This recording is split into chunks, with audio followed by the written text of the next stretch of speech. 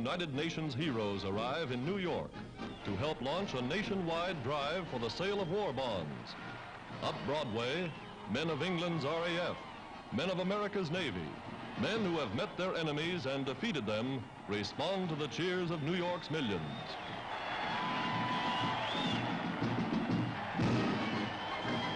Eager for a glimpse of the men they've read about, enthusiastic thousands gather in City Hall Plaza. The triumphal procession roars its way uptown. In its most uproarious reception of the war, New York pays tribute to fighting men of the United Nations.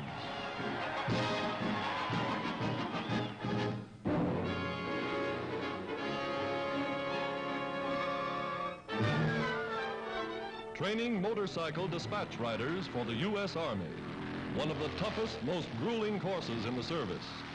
After 6 weeks of basic instruction, they send them on cross-country trips like this.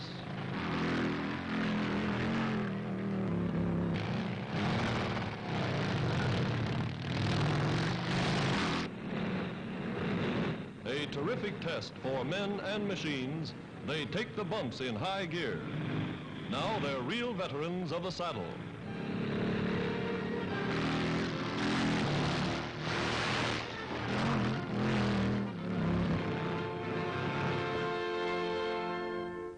The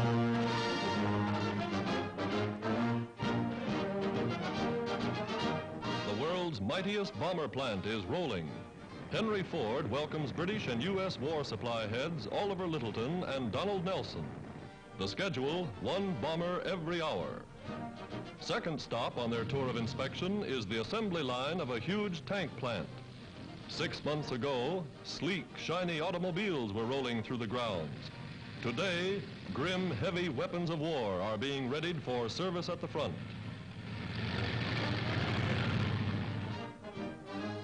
In Washington, China's Foreign Minister T.V. Soong concludes a Lend-Lease agreement with Secretary of State Hull.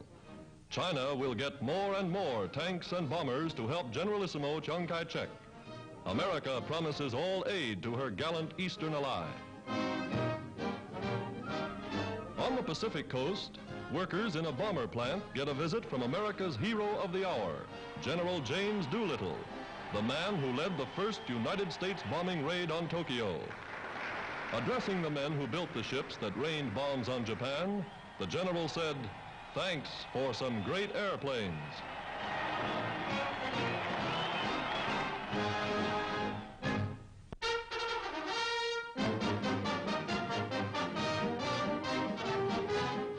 America, traditionally a maritime nation, mobilizes its mechanical and its industrial genius to build the largest fleet of cargo ships ever to sail the 7 seas.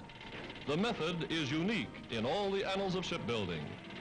Ordering prefabricated ready-made parts from some 500 factories scattered throughout the country, the yards apply mass production technique, and the results are breaking all records. Average time to build a ship during the First World War, 11 months. Record time, 7½ months. Now they're completing them in 46 days.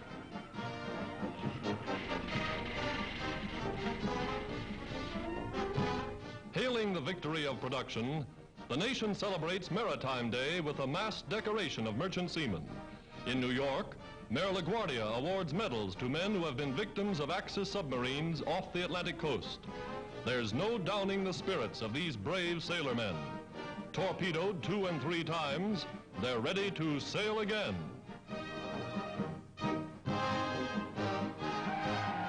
Victory ships, they call them now. And there they go, eager for the sea. 2 vessels are being delivered every day, 3 a day by the end of the year. Recently, in one 24-hour working day, 27 brand new ships slid down the waves. Nowhere else in all the world is such production possible. The goal for 1943, 23 million tons of shipping.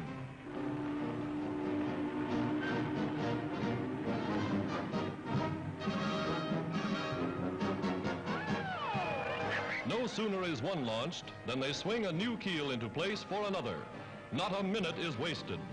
Workmen working night and day, 7 days a week. to produce the ships America's enormous war effort demands.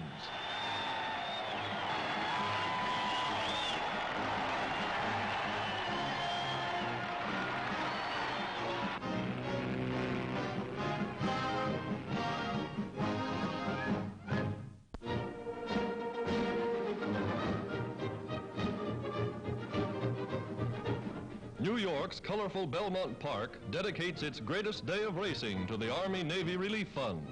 30,000 fans, including U.S. General Hugh Drum and Admiral Adolphus Andrews, head the host of servicemen here for the Big Turf Classic, the $53,000 Belmont Stakes.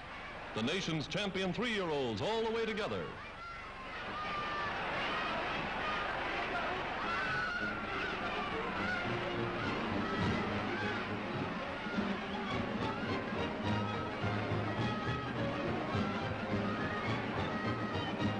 Betting nearly $2 million for the day, the crowd now sees their favorite Alsab running second.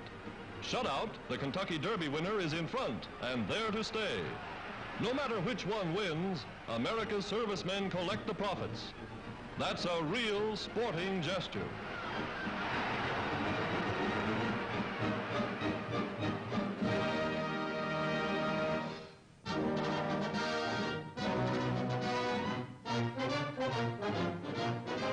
Military experts from 17 South and Central American nations see an impressive demonstration of the United States' great air training program in action.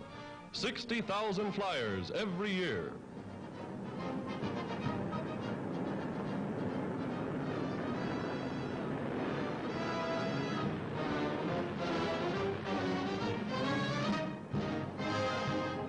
Their motors roaring defiance, this graduating class of young American Eagles are now ready to man the fighting ships of the Army and Navy Air Corps.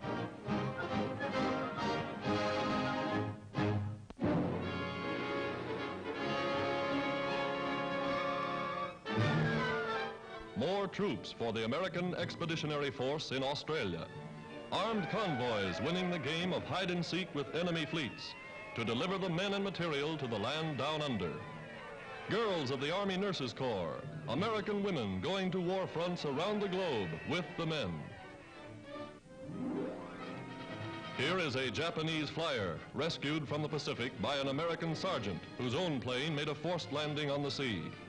The Jap was floating nearby in the wreckage of his Zero fighter. The sergeant took him in tow and both were picked up by a passing transport. Once ashore, the Army nurses make themselves right at home in this strange new world. At an advanced base, they take over a completely equipped hospital and dressing station. Overnight, medical and surgical facilities are established to care for the physical needs of the troops. The girls, all rated as officers and trained to rigorous Army standards, work long hours. But it's not all grim. At the local zoo, they meet Australia's famous koala bears, seldom seen outside the continent. And Mr. Kangaroo jumps at the chance to meet some pretty American girls. Always on the alert, U.S. anti-aircraft units report on the double quick to gun emplacements well camouflaged from enemy scouting planes. This coastal area has been hammered for months, suspected prelude to invasion. But the American marksmen are ready and waiting.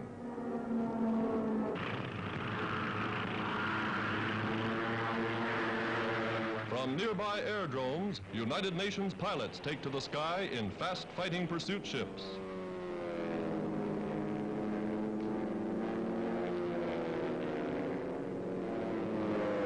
Scouring the area, these are the men who are defending the aerial approaches to Australia.